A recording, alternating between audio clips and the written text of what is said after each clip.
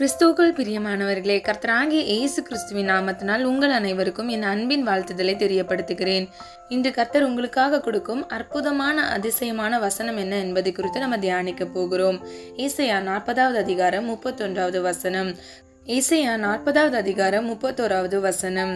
கர்த்தருக்கு காத்திருக்கிறவர்களோ புதுபலன் அடைந்து கழுகுகளைப் போல செட்டைகளை அடித்து எழும்புவார்கள். அவர்கள் ஓடினாலும் இளைப்படையார்கள், நடந்தாலும் சோர்ந்து போவார்கள். ஹல்லேலூயா.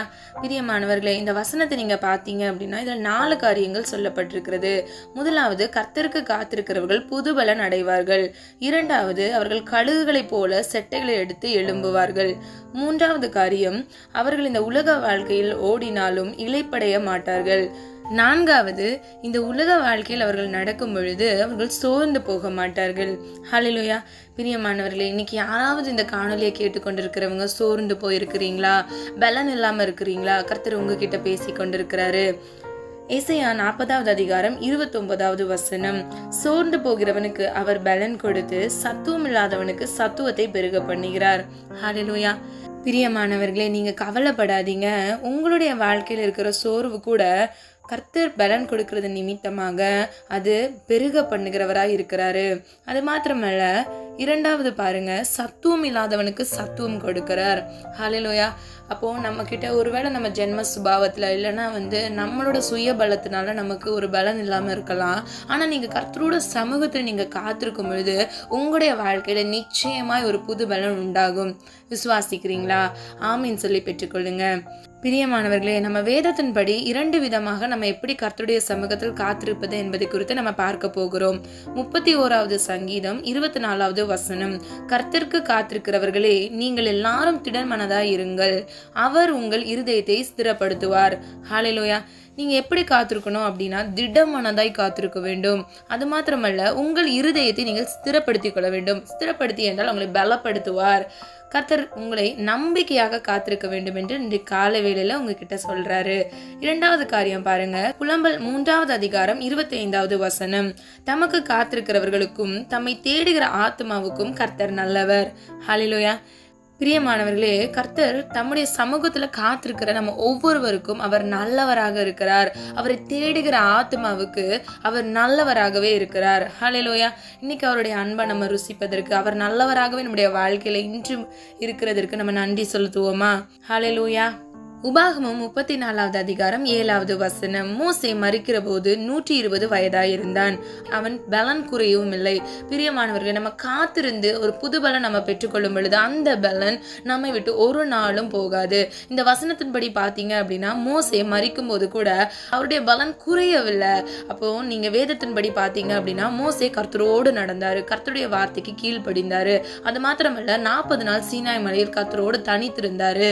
அப்போ இன்னைக்கு நீங்களும் நானும் கூட கர்த்தருடைய சமூகத்தில் நம்ம காத்திருந்து அவருடைய நம்ம ஆத்மா அவரை தேடுகிறதா இருந்துச்சு அப்படின்னா அவர் நமக்கு நல்லவராய் மாத்திரமல்ல, நம்முடைய வாழ்க்கையில் புது பலனை கொடுத்து கழுகுகளை போல உயர எழும்ப கிருபை செய்வார். கழுகுகள் என்றால் நீங்க பார்த்தீங்க அப்படின்னா அது 10,000 அடி கூட அது உயர பறக்கிறதா இருக்கிறது.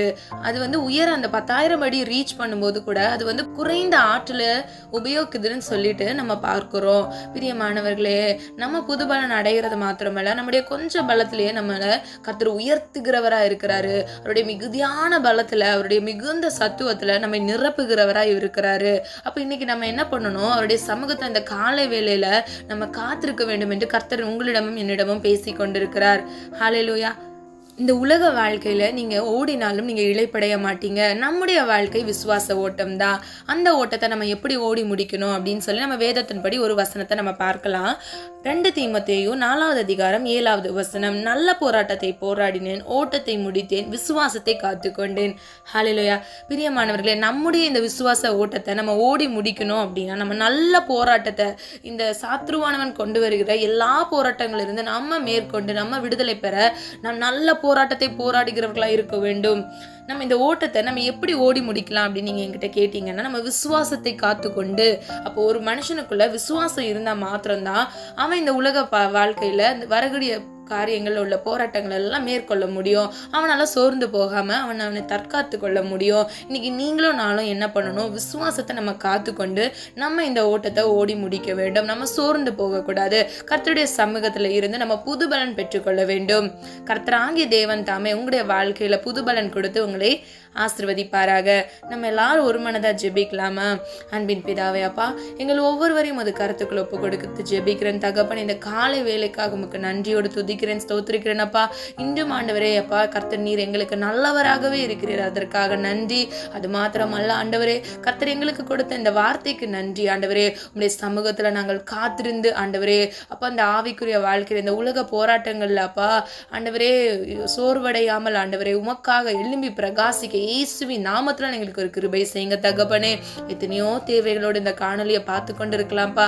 எல்லாருடைய தேவைகளையும் இயேசு கிறிஸ்துவின் ரத்தத்தினால அப்பா உங்களுடைய வல்லமையினால அப்பா பரிபூரணமாய் அப்பா பிள்ளைகளை ஆசீர்வதிங்க, பலப்படுத்துங்க. சத்துவம் இல்லாமல் சோர்ந்து போய் இருக்கிற ஒவ்வொரு பிள்ளைகளையும் அப்பா இயேசுவின் அன்பின் கருத்தினால் அப்பா அவர்களை தாங்கி உங்களுடைய தழும்புகளால் அவர்களை ஆற்றி தேற்றுவீராக. இயேசுவின் வல்லமையோட நாமத்தில் ஜெபிக்கிறேன் அப்பா. ஆண்டவரே, எல்லா ஜெபத்திற்கும் ஆமென்றும் ஆமென் என்றும் நீங்க பதில் கொடுத்து விட்டீங்க, அதற்காக நன்றி செலுத்துகிறேன். மீட்பர் இயேசு கிறிஸ்து மூலம் ஜெபிக்கிறோம் பிதாவே, ஆமென். கர்த்தராகிய தேவன் தாமே உங்களுடைய வாழ்க்கையை வெளிச்சமாக மாற்றி உங்களுடைய வாழ்க்கையை நீங்கள் கர்த்தருடைய சமூகத்தில் காத்திருந்து புதுபலன் அடைந்து நீங்கள் ஆவிக்குரிய வாழ்க்கையில் எழும்ப கிருபை செய்வாராக. God bless you.